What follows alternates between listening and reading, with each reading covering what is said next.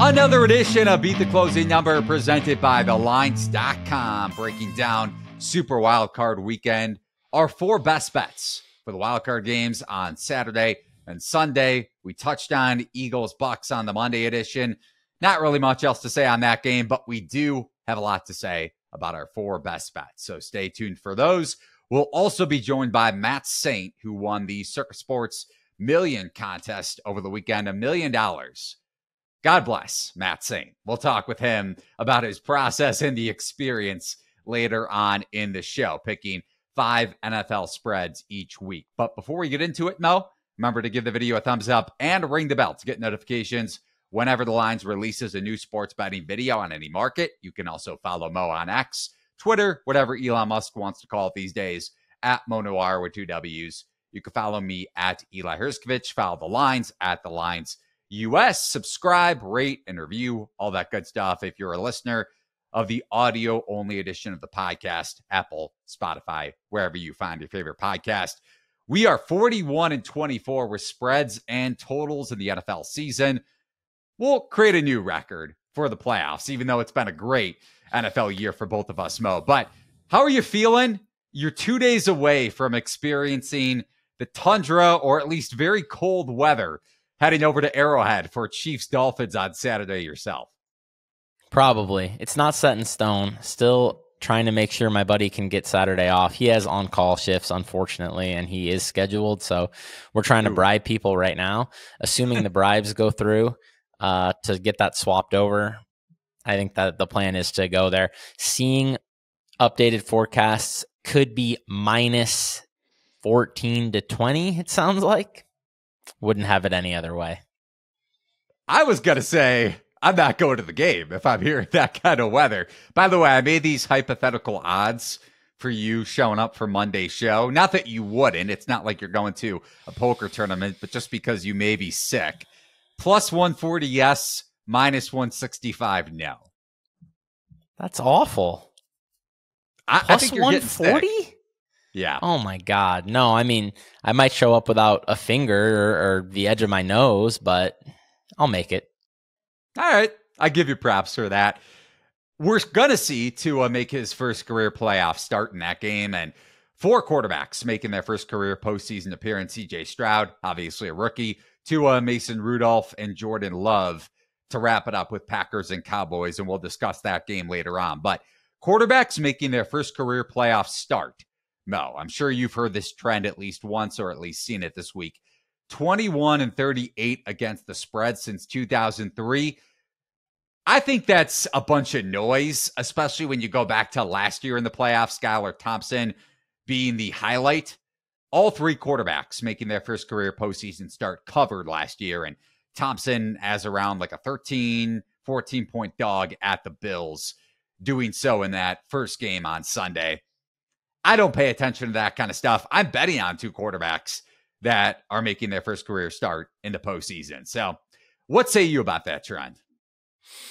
I think it's legitimate in some ways. I mean, I would say a lot of these guys are probably on the road in tough environments, playing really good teams. I mean, first-time quarterbacks, especially rookies, they don't tend to be on that strong of teams, right? So I could see, playoff pressure getting to them and being on the road and environment that's different. The playoffs are different.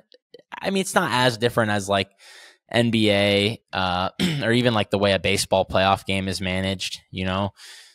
Those can turn into sort of completely different sorts of games that than you'll even ever see during the regular season for the most part. I mean, there might be the odd game here and there that's somewhat treated like a playoff game, but yeah, it's just, I think there could be something behind it, but a lot of those guys were in tough situations this year. We have, CJ Stroud playing at home, stuff like that. I think that helps, obviously. And then like a situation like Tua's in, yeah, that's going to be very tough. You're playing in one of the toughest places to play. It's going to be freezing, and the Chiefs have a very good defense. So would I hold it against Tua if he stunk up the joint? Probably not really. Not any more so than I think I already feel about him. I'm not that high on Tua. I think he's just like an okay quarterback. And that's probably how I would feel at the end of that game if the Chiefs, win 20-14 14 or whatever. Well, we at least have different lines of thought on Chiefs Dolphins, which we'll discuss later on. But CJ Stroud, you mentioned him. So Browns at Texans, Cleveland, a 2.5-point road favorite, -110 actually at some shops. So we are seeing a little bit of movement towards the Texans, not necessarily dipping in the spread, but juice-wise at least. Total of 44.5. That total is up from 43.5, where it was at earlier in the week. If you go back to when these two teams squared off in week 16, line closed Cleveland -3. Browns win by double figures. Amari Cooper breaking the Browns single game receiving yardage record with 265, just obliterating that Texans secondary. And if you look at how the Texans cornerbacks matched up on Cooper, Steven Nelson allowed 2 receptions on 3 targets for 29 yards and 97.9 passer rating. Derek Stingley, the second-year first-round cornerback, 4 targets, 3 catches, 43 yards, a touchdown allowed, along with a pick and a 109.4 passer rating.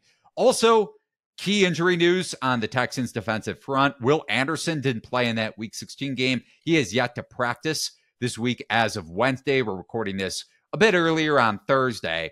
And sack leader for the Texans, Jonathan Grenard, didn't practice on Wednesday either. But there is a positive notion from Texans beat reporters that both were around in practice on Wednesday and they could end up suiting up. If they don't, you have to wonder how much the Browns' backup tackles really matter in this game. And Texans struggle to get pressure on Flacco without Will Anderson on the field in that Week 16 matchup.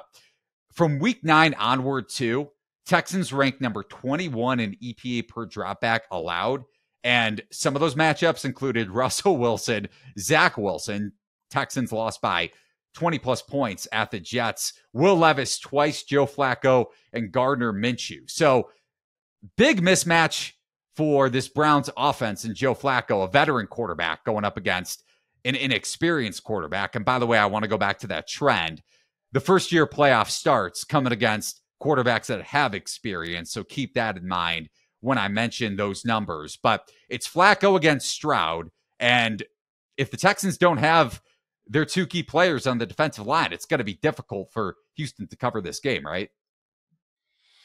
Yeah, that's definitely in my notes. Also, Jerry Hughes, probably more of a situational pass rusher at this point in his career, but, you know, big-time sack artist in his day. Has had a great career, mostly for the Bills. Yeah, he has not practiced as well, so a lot of injuries there to monitor.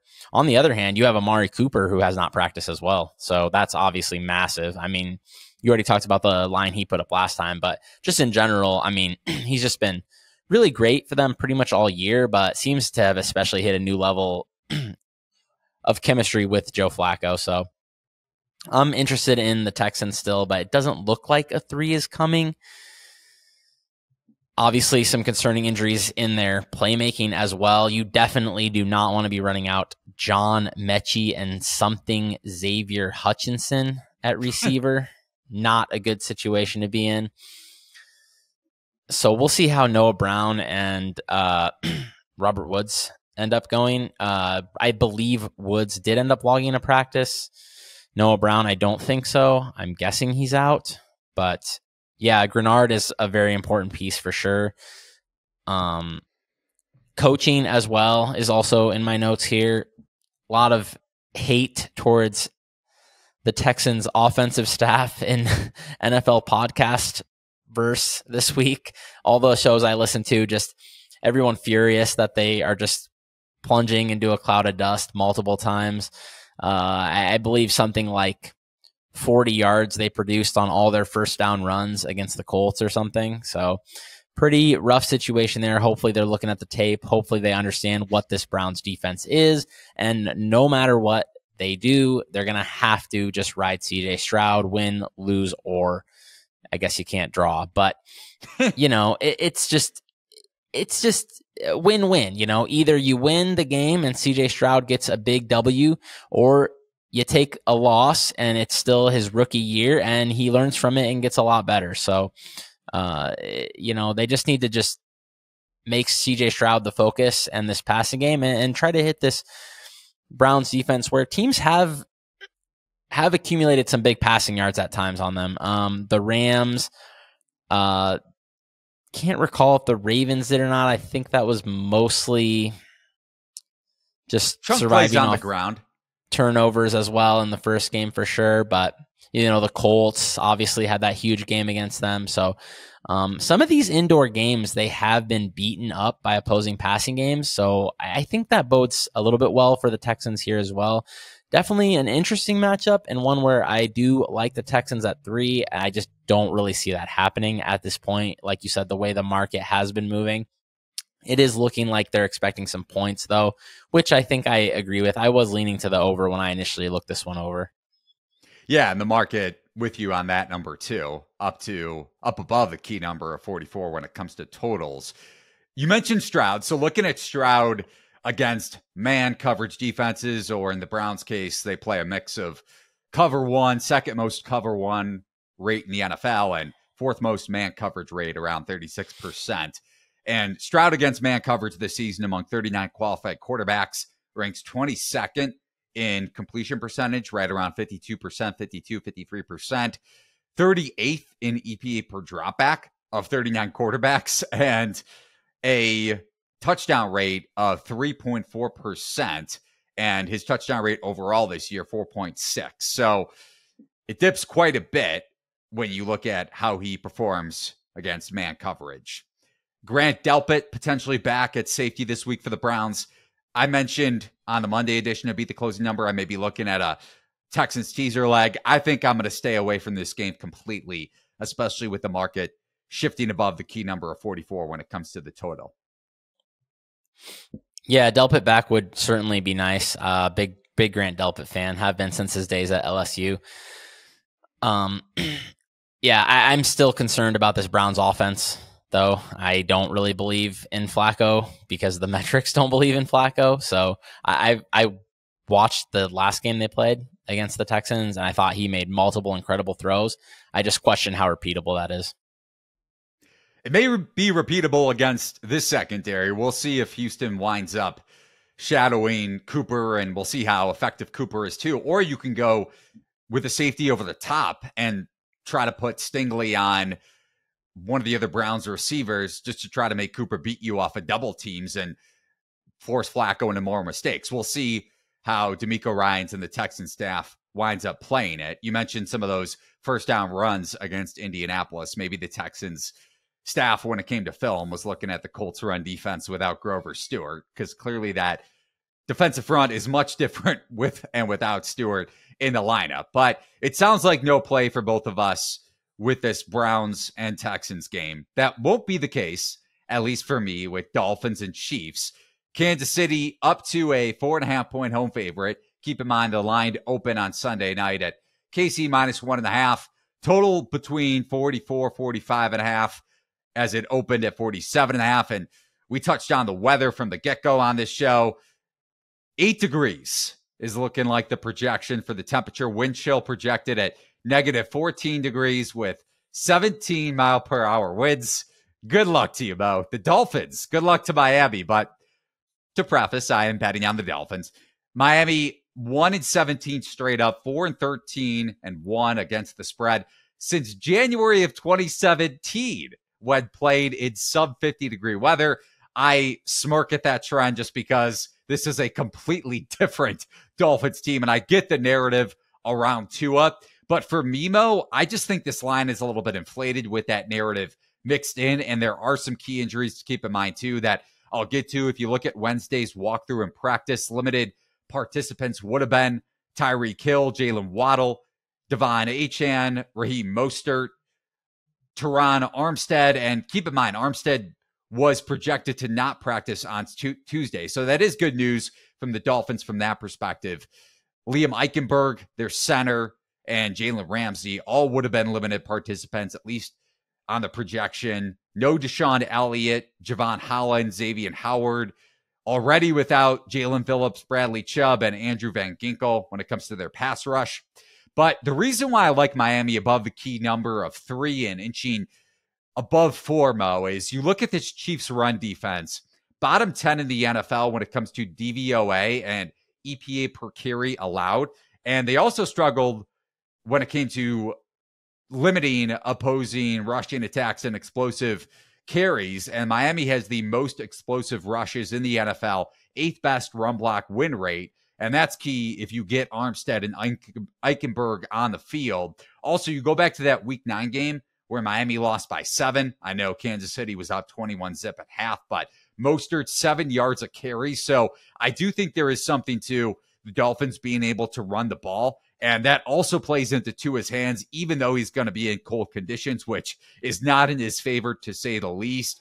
Elite off play action and the second best quarterback rating against man coverage. Also elite when being blitzed, which, as you well know, is a Steve Spagnuolo special. So I do think there may be a little bit more success for Miami's passing game if you have Hill and Waddle on the field and if you're able to run the football. And running the football also plays to grinding clock. And even if you do think Mahomes has success against the Dolphins' banged-up secondary, Miami ranks 26th in adjusted pace. So being able to grind clock, being able to keep Mahomes off the field above the key number of 3, and with this line move is certainly going in my favor unless the Dolphins face a negative game script. But with that said, with this Dolphins defense banged up, I don't think you're going to see Miami being able, or Kansas City being able to pull away offensively. Chiefs, as you well know too, number 11 offensively in EPA per play, league high 44 drops, also league average in red zone efficiency. Mahomes also much more efficient against zone defenses, which is notable just because the Chiefs' explosiveness when it comes to their wide receivers and even Travis Kelce at this point in his career, not as explosive against man coverage, and Mahomes also not as efficient, like I touched on, against man coverage. So I like Miami with this line move. I'm not saying I would have bet the Dolphins at +1.5 or even +3, but at 4.5, Mo, it was a bet for me. You're going to be at this game. So how are you playing it or betting it? I know we were touching on the total a bit in our discussion earlier in the week, but anything for you? Probably not, but maybe some props. Not major markets, I don't think. Yeah, interesting line movement. A lot of Chiefs love for sure. I believe this touched 5 a lot of places in the past 24 to 36 hours, something like that. Coming back down to 4.5. I don't share your optimism for the Dolphins. Practice reports, I think, were pretty poor. I think when you lose your entire secondary, especially on a short week here, I'm struggling to imagine these guys coming back. Especially like Javon Holland is really important. He's really good. The Chiefs very healthy other than tackle, but I think when you look at these Miami pass rushers, which is this unit is just threadbare at this point. These guys they're running out. I mean, this is an all-star pass rushing group from 2017. Bruce Irvin, Melvin Ingram, and Justin Houston. These guys would be ferocious opponents 6 years ago. But now I'm just like, couple former Chiefs. Yeah, for sure. Yeah, Ingram and Houston. Houston was a great Chief, man. Ingram did his part. You know, I thought he was a solid addition and would have been happy if he came back to the Chiefs. But definitely his best days are behind him. And I just struggle to imagine these guys really getting a lot of heat on Mahomes. And if they can't, which overpowering these tackles has been one of the main ways to get to Mahomes this year, then I think he's probably going to have some success against this Miami secondary, which is also threadbare. I feel for Dolphins fans at this point with how many injuries this team has racked up. It's been pretty amazing. If Andy Reid can't win this game, then he's probably washed because the Chiefs are the better team and they're at home and the Dolphins have lost a lot of pieces. Tua in the cold, I was looking this up. This is ugly. 5 coldest games in his career, 0-5, 5 touchdowns, 7 picks. I wish the Dolphins good luck with that because I don't know that it's going to go well. Also, I think the Chiefs are going to have some success in the screen game. I was looking up some of the tackling stuff. Really poor on the Dolphins' end, and that's with their starters. They've been one of the worst tackling teams in the NFL this year. Rashee Rice and Isaiah Pacheco, I guess, are probably the main two guys you would want to look for who might be able to take advantage of that. Yeah, but these are going to be just dump offs pretty much. I mean, so that's why I was thinking maybe Rashee Rice over catches looked pretty good, and Mahomes over completions. I think it's 23.5. Could see a lot of short stuff here trying to attack this zone. Fangio likes to play the too high stuff. He likes to back off and keep everything in front of him. So I think the Chiefs might try to do what they've been doing in the playoffs the last couple of years as teams try to keep everything in front of them. Try to essentially turn these guys into runners and see if they can make yards after the catch. So those might be some props to look for in this spot. I think Travis Kelce to score around plus 120 might be decent too.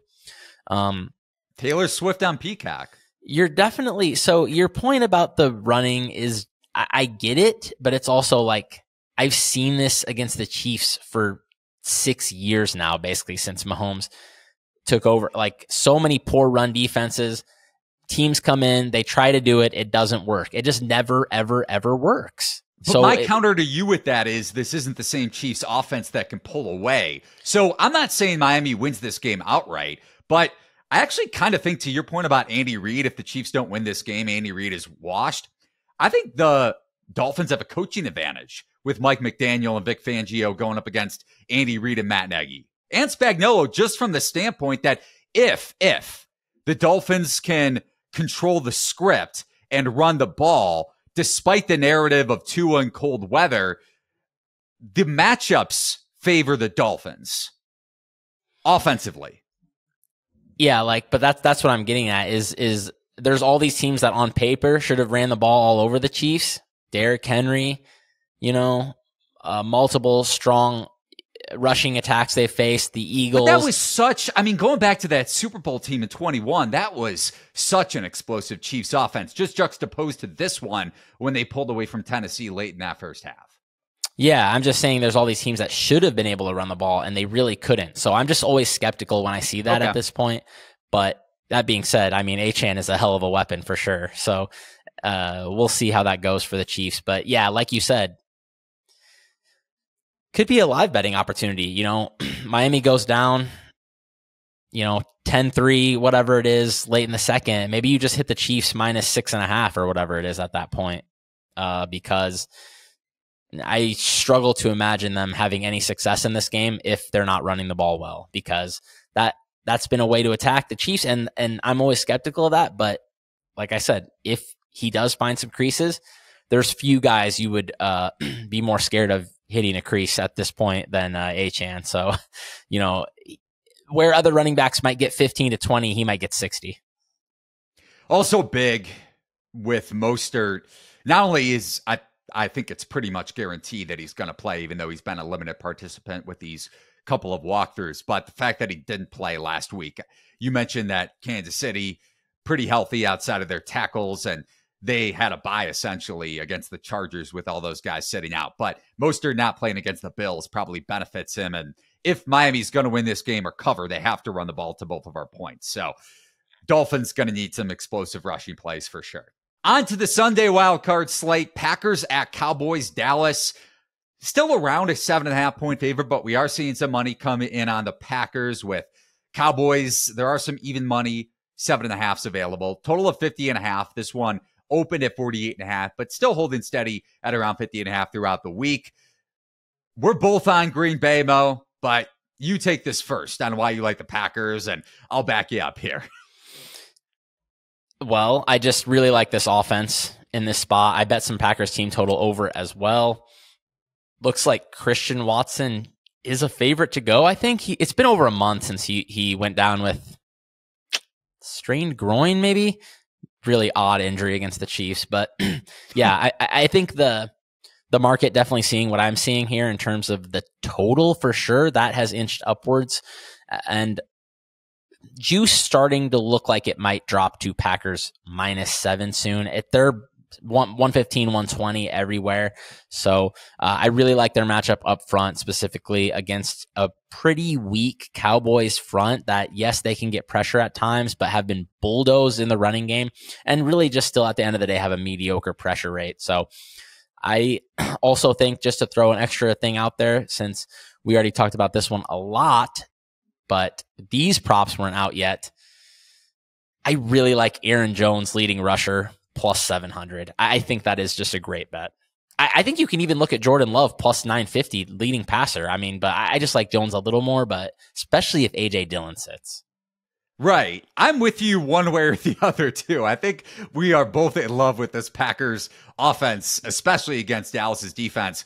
Prescott and Love rank number 1 and 2 in EP per dropback plus completion percentage over expected composite ranking since week 9. So still think the market is undervaluing Green Bay offensively. But what's gone unnoticed is you look at this Dallas defense since week 12, number 29 in dropback success rate allowed. And I know Stephon Gilmore is probably going to suit up with that shoulder injury, but still a dislocated shoulder going back to Sunday.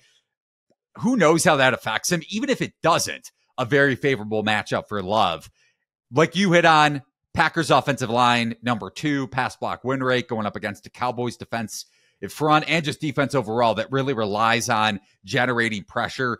If Love gets time, he has been elite against man coverage, also elite off play action when you look at PFF grades. And to your point about Jones, Cowboys ranked dead last in the league in rushing success rate allowed overall this season. So whether it's a slower tempo, and the Packers can go slow with Jones and he ends up having a monster game on the ground, or Love decimates this Cowboys secondary, assuming he gets time, because if he doesn't, could lead to some turnovers. He's been dominant over this stretch. I think 18 touchdowns, 1 pick. But if the Packers get the positive game script, or at least the pass protection that we expect, Love should dominate. And then Prescott's going to have success against Joe Barry's defense, assuming it's a lot of zone coverage and Packers can be exploited on the ground, which has been a staple in a negative sense under Joe Barry. But we saw it against the Bears, a lot of 5-man pressures against Justin Fields. Now, I know Prescott isn't the rusher necessarily that Fields is, but I would love to see 5-man pressures mixed in with man coverage, just because Prescott can be a little less efficient against man-to-man. And then the last point I want to bring up, if you like the Packers to win the game outright, which I both think we have a shot, or we both think the Packers have a shot to potentially pull off the straight-up upset. Green Bay, I was looking at this. I don't know how far you want to go with this, Mo, but 40-1 to win the NFC. And I did a quick rollover parlay bet. If you went moneyline rollover instead, let's say Packers are about plus 380 against San Francisco, plus 140 if they play Detroit. Now, they may not wind up playing Detroit if we did get that NFC Championship game matchup. But just for conversation, I think there's a little bit more value in the futures market than a money line rollover strategy. Any quick thoughts on a long shot here with Green Bay to come out of the NFC? I think they're probably live, but I don't know. I don't know how they could beat San Fran, though. But just because of the rush defense, I mean, they are just going to get bulldozed by Christian McCaffrey. But you would just have to parlay with the over at that point and hope for the best, I think, because they're definitely going to allow some points. But yeah, I don't see them being very big underdogs to Detroit. On to the Detroit Lions. 3-point home favorites, minus 110 both ways. More market movement towards the Rams throughout the week. Total of 51.5. You pulled the trigger on Detroit, Mo. So you're backing Jared Goff against Matt Stafford, and I'm with you to an extent, but why did you decide to play the Lions at minus 3? Just really wanted that 3 if I was going to pull the trigger. It did drop to 3, minus 115. We even saw a 3 flat for a little bit at Caesars, but it's come back up across the board, 115 everywhere, I think. Yeah, I know I'm on an island with this one, and everyone in the world loves the Rams, sharps and random button clickers alike, but I just think this Lions offense is not, I think it's way stronger than people are just giving it credit for, man. I'm very skeptical that this Rams D can hold up. Their metrics are mediocre. We know how bad this roster is on that end of the ball. They're in the 20s in DVOA, 15th-ish in EPA against both the rush and the pass. I think they're going to get demolished by Detroit up front. And this Rams offense, yes, they're good. Yes, they've had a nice run. Yes, Matt Stafford has been playing great for the most part, but they've been mostly beating up on patsies. I mean, they faced 2 good defenses in that stretch of games, Cleveland and Baltimore. Yes, they scored a lot of points, but the Ravens also don't play into the way people have exploited Stafford's lack of mobility. They don't get that much pressure. We talked about that. That's why I like the Rams. And then in that Cleveland game, Myles Garrett was playing with one arm, so I don't know how much credit to give them in that one. It just comes down to this Detroit secondary. Can they cover Puka and Coop? Maybe not. I mean, this is obviously the weak point of the team. Branch in the slot may be the one counterpoint to that against Cup. Yeah, they obviously have had a rough season, but they'll get some coverage from they'll get some help up front. Third in pressure rates.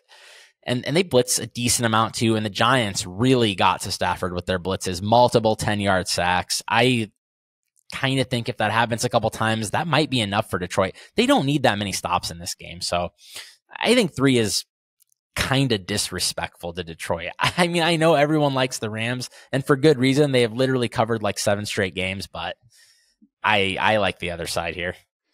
I really do think, on our first edition of Beat the Closing Number this week, I said I don't like saying square dog of the week. I really do think the Rams are the square dog of the week, just because bettors like you and I were kind of waiting to fade Detroit in the playoffs, and automatically, on top of the fact that the Rams are red hot, bettors are going to the window and betting the Rams. I'm with you, though. I just think the number is a little bit short. Now, with that said, I haven't bet the Lions, but you look at their run defense, number 1 in run DVOA, top 10 in both EPA per carry and rushing success rate allowed. You have Ali McNeil back, one of the more underrated nose tackles in the NFL. And then to your point, Lions with the top 10 blitz rate and pressure rate. Stafford ranks number 34 among qualified quarterbacks in pressure catchable pass rate and number 23 in pressure completion percentage, both below league average.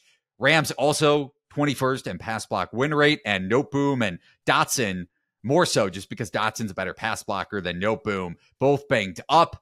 Detroit also has a special teams edge, which is kind of going unnoticed. We saw the Rams special teams get burned by the Ravens in overtime with that punt return for a touchdown, and the Giants punt 6 that almost put them tied in the final few minutes. So Laporta banged up. We don't know his status, but I'm with you on Detroit, at least matchup-wise. So those are our wild card bets. I like the Packers. Mo likes the Packers. Mo likes the Lions, and he also likes some Chiefs props.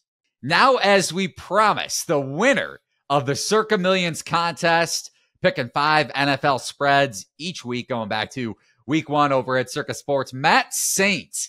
First off, man, you won with the Bills, Giants, and Lions among your week 18, your 5 picks in the week 18 cards. So 4 undefeated weeks for you along the way. Flat out congratulations on winning the $1 million in the Circa Millions contest. Yeah, thanks for having me. It's been a crazy good year on my end, and this past weekend was a weekend of a lifetime, and definitely caught a lot of breaks along the way, and it's been a great experience, and it's cloud 9 to say the least. I'm sure our listeners and viewers want to get to know you a little bit first, and Mo and I are definitely interested in that too. So what's your sports betting journey like, and how did you wind up signing up for the Circa Millions contest? Did you participate in the contest before too? No, so this is my first year joining Circa Millions. I had done a couple offshore contests in previous years, but mostly throughout the football season prior to this year. I tried my hand at DFS, not a very good DFS player. I'll admit that. But who is? I know it's tough. There's a lot of sharks out there.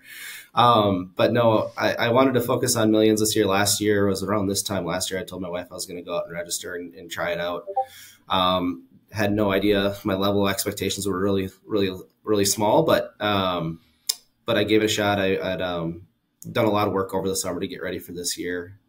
And it obviously paid off. But from a sports betting aspect, I live in Minnesota, so we don't have any legalized gambling here. So my sports betting acumen, it revolves around flying out to Vegas once or twice a year for a football weekend with the boys, and that's about it. So not a regular bettor, but I've been obviously paying attention to this stuff. I listen to VSiN on a regular basis for the last 4 or 5 years. So I've kind of gone away from like the local talk radio and into the sports betting stuff as just like fun to listen to and to keep my head around the games and how the markets are doing.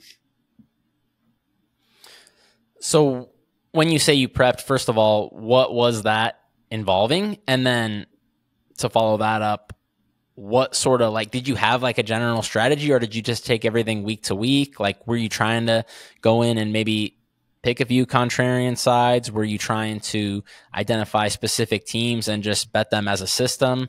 How did you approach the contest from, even like you said, preseason, when you said you were getting some prep stuff done? Yeah, so I developed my own power ratings over the summer. I had read a few tutorials and followed a few key people along the way that have given free advice, and I developed my own that way.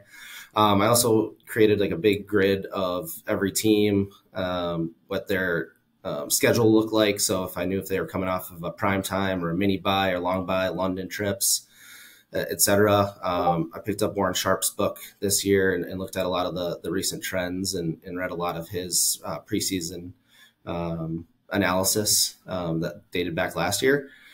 And so then I developed, like I said, just an initial power rating system this year. And then after every Sunday would get over, every Monday morning I'd go in and adjust accordingly, or adjust for injuries or trends and just teams that are going the right direction, wrong direction. So that was a part of my process in the off season, and then how I kind of updated it and used it going forward in the regular season. And take us back to Sunday night, man. I can't imagine what that was like for you, sweating Bills -3, which was the final piece to the puzzle for you winning Circa Million. So, but even before that, did you hedge it all with the Dolphins? Because that was the pick you needed to win it, like I touched on. And what was it like after the interception of Tua in the final 2 minutes? Yeah, I did do a small hedge. Once I knew I locked in second place, I did bridge the gap a little bit between the two, but still heavily weighted towards the first place prize. So, but when that game was happening, obviously it was kind of a lull with Buffalo. I mean, coming out of the half with the tackle at the half-inch line, basically it's like, man, they just left a ton of points on the table. You can't do that in these close divisional games. And then it was kind of a lull. The whole third quarter seemed like it was just kind of, back and forth punts, no scoring happening. And then the punt return by Deontay Hardy, just like, it's what Buffalo needed. It's what my group needed in the booth. Like we started jumping up and down. We kind of had life again. Before the game started, I told my buddies, I even talked to my wife before it, like, whatever happens. Like, a top 2 place in this contest is ridiculous. It's like, that's even a once in a lifetime thing. So I did have like a good like mindset, like, whatever happens. But then once Buffalo got the score to take the lead, that was probably the first time I felt nerves all day. It was just like, because it felt like it was finally, maybe in my hands a little bit. And then the nerves really amped up when Allen did not convert that 4th and 1, because here comes Miami. They're going to march down. In my head, I'm saying, if they get a touchdown, they're going for 2. And it doesn't even matter what happens on that 2, because I'm not going to cover no matter what. So that was my whole thing, was like, we need a defensive stop. We need a turnover, because if they march and get a TD, it's over. I mean, I think you're probably right. They probably would have gone for 2. Just seems like a situation where they would know they're underdogs. They've been kind of outplayed. So yeah, and they're rattled with it. They're rattled with injuries too. Why play another 10 minutes if you don't need to?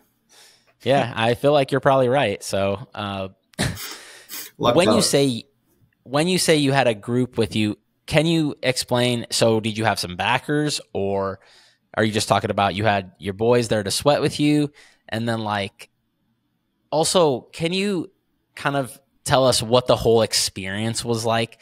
Just how did Circa treat you? What did they roll out for you red carpet wise? Was there a couple other groups that you guys were kind of sweating against or around that were your competitors in the contest? Yeah, so my group was just my buddies. I actually kept it pretty tight-lipped all year. A very superstitious person by nature. So I'd only told a few of my buddies along the way that I was doing this contest.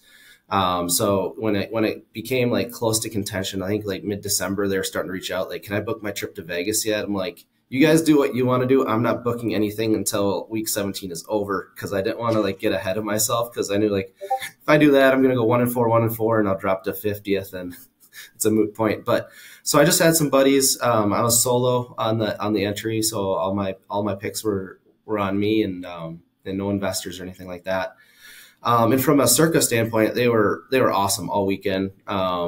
Very, very hospitable. What a great organization in place to do this contest and sweat out the games.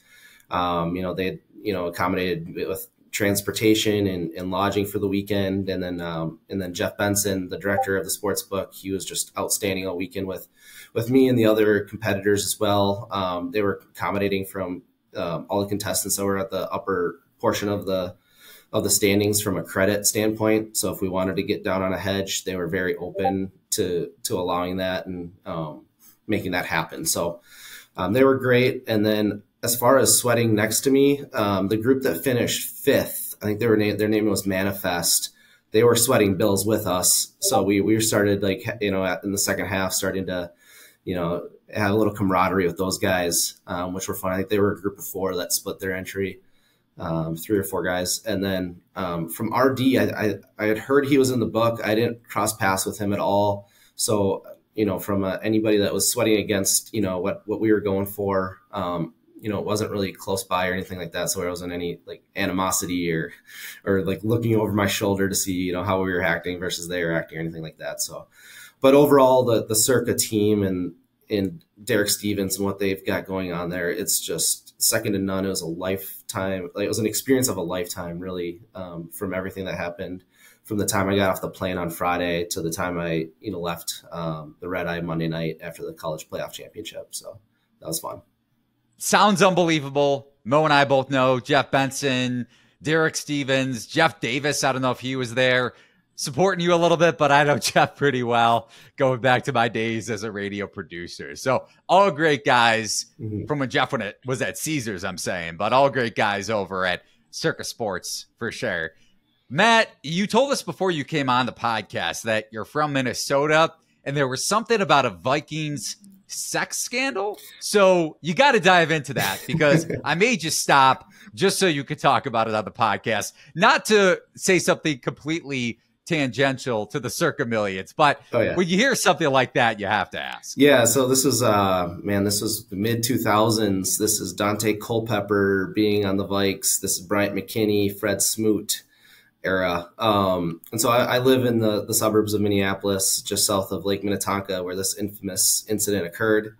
The Vikings had just gone on a bye week, and they decided to rent a houseboat on Lake Minnetonka and have a lot of extracurricular fun on the waters, and leaving lots of residue and evidence of what took place. I won't go into the details. There's a lot of fun articles, so I'll let you guys go find those details on your own. But the next week, when they came off the bye week, this is Vikings versus Carolina Panthers, and Steve Smith had a field day on Fred Smoot. And Steve Smith, after one touchdown, I would probably burn him for about 80 yards, gets down on his butt and just starts rowing the boat. And that was an infamous Vikings story that lives on around here in these areas. Hopefully all the locals loaded up against the Vikes the next week when they knew the story. Oh my goodness. I think Dante tore his ACL that day. I think his career is never the same.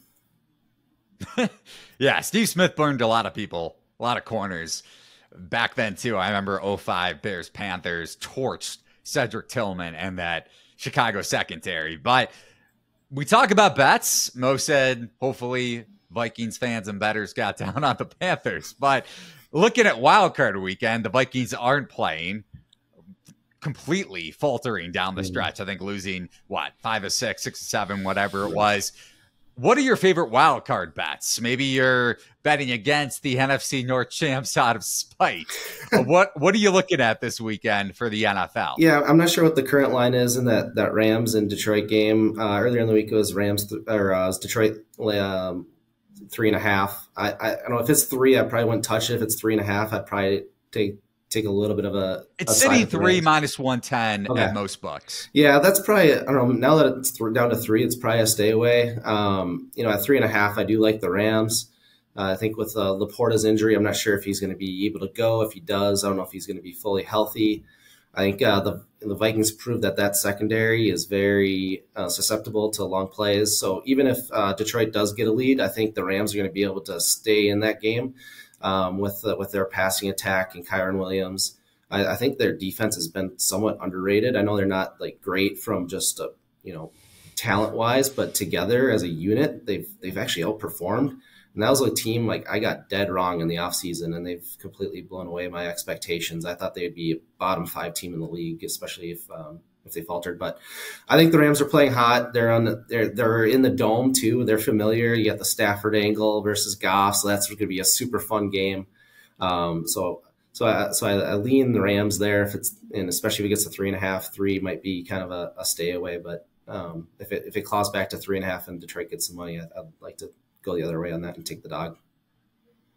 Matt Saint, the winner of the Circa Millions contest, picking 5 spreads a week over at Circa Sports.